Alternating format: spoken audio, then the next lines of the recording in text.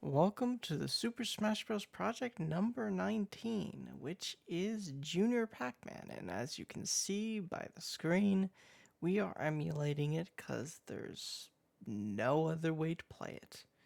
Unless you want to run and find the machine yourself, which I don't think I would recommend. I'm doing this now. Right now it's like 10 o'clock at night.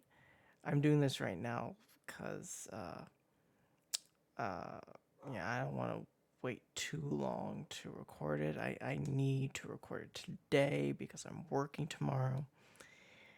And I was up on my own time playing Fire Emblem, the original Fire Emblem, Shadow Dragon, and the Blade of Light.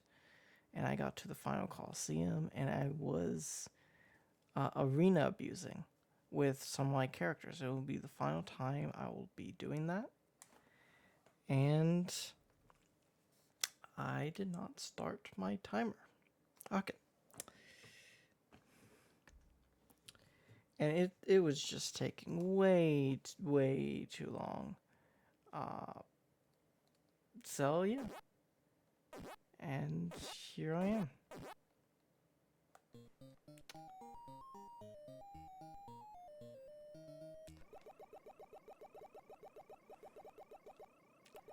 So yeah, this game, it's really difficult to find. That's the only reason I'm emulating it.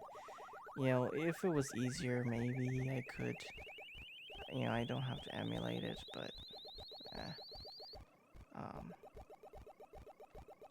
and I don't know exactly why it's so hard to find it. It kind of feels uh like Namco kind of wanted to forget about it, and I don't know why. I don't think it's a particularly terrible game.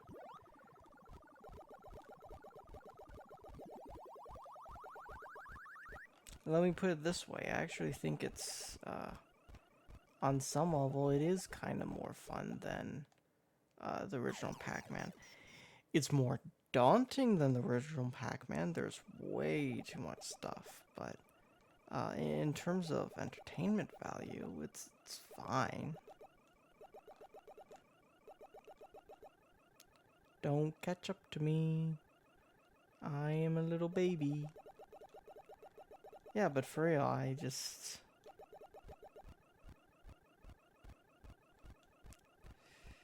this is like...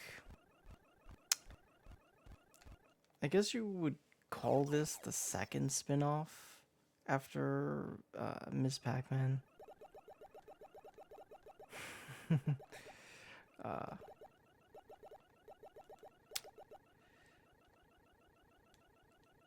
So the last game, you know, Pac and Pow, that was the first true, what I would call the first true sequel. This one is just kind of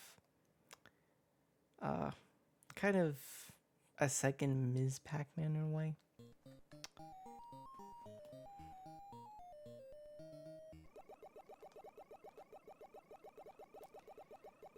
And like all the other Pac-Mans, I am not very good at it. I'm just...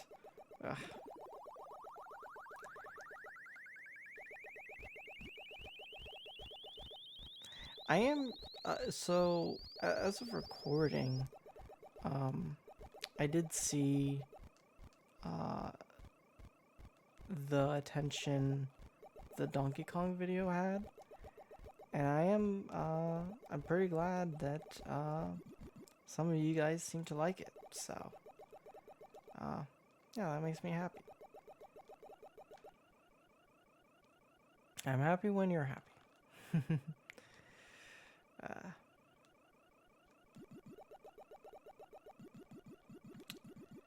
But, you know, being kind of... God damn it. Being a very new... A new dude on block. You know, seeing the growth makes me feel happy, makes me feel warm inside. And not a loser after all. ah,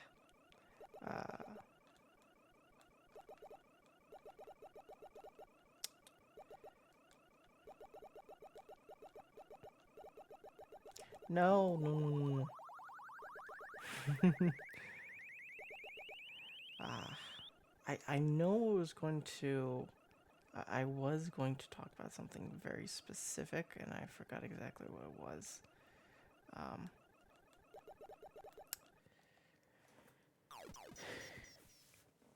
I will say, trying to get like original Famicom games to play is kind of a bitch because, so generally speaking, with cartridges, you probably have to clean it at least once because dust can build up in there, and it makes it difficult for the systems to read the cartridge.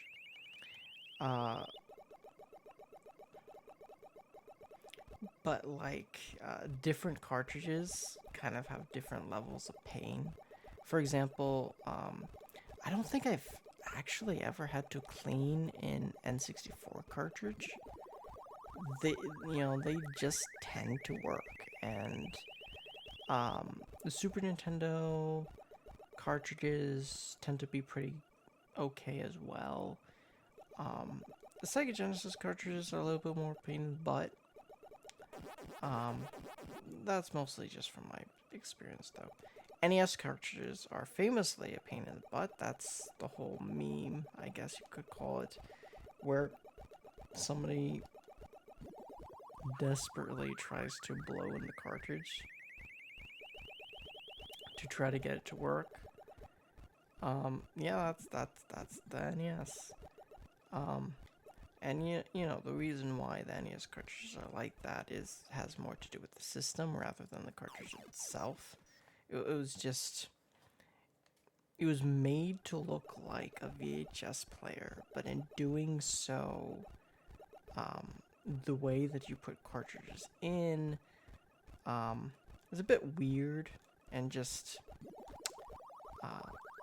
doesn't really work as well with the games. For whatever reason, it's not a problem with the system either. The Famicom cartridges are just a motherfucker to try to clean.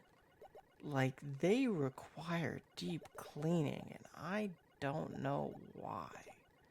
Because, I mean, Super Nintendo cartridges are not like that. Both systems are top loaders, so it's not a problem with the system. It's a problem with the cartridge itself. I don't know what's wrong with the cartridges. I've been trying to get a cartridge to work. I've been cleaning it and cleaning it. It's still won't work. At least with NES cartridges, they'll work eventually.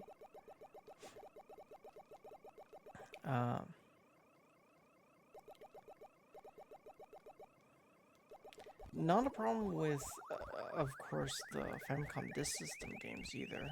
It's the Disk System games are not technically cartridges; they're floppy disks, so they don't really have the whole dust buildup problem. And as such, you could just plop them in and you'll be fine. You get the classic Famicom Disk System screen. Yeah, I was trying to play on the Famicom. I was trying to play Devil World. I was playing Devil World because that will be the very first Famicom exclusive game that'll be part of the project. If that's a spoiler, like you probably know this trophy from Brawl. The little devil guy. Yeah, he's from Devil World. But excuse me. On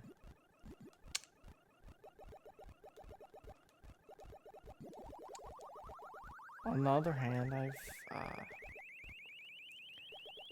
I was also like on the Famicom Disk System. I was playing the Mysterious Murasame Castle, and of course, as you know, that's also part of the project. It's been referenced originally. I believe it was referenced also in Brawl. There we go. It was referenced in Brawl as huh um as part of the soundtrack for Brawl. They have one of the songs that was from. This game's racist. Uh, from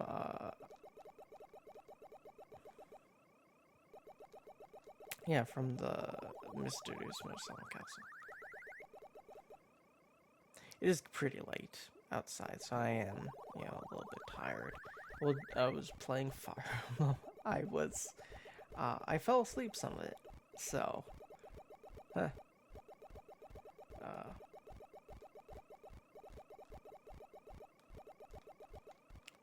follow little guy.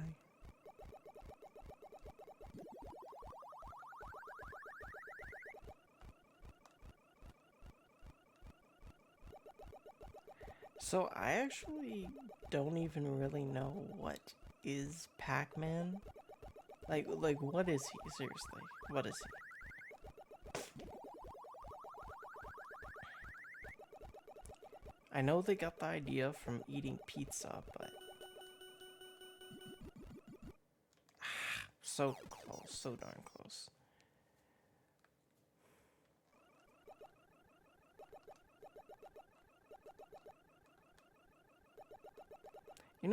All the Pac-Man games have cutscenes, but like, cutscenes were kind of rare back in the day, just in general.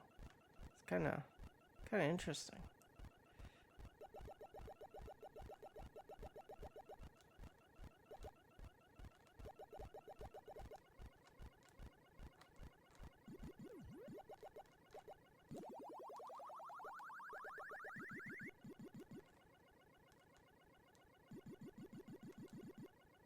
Ah, well, game over.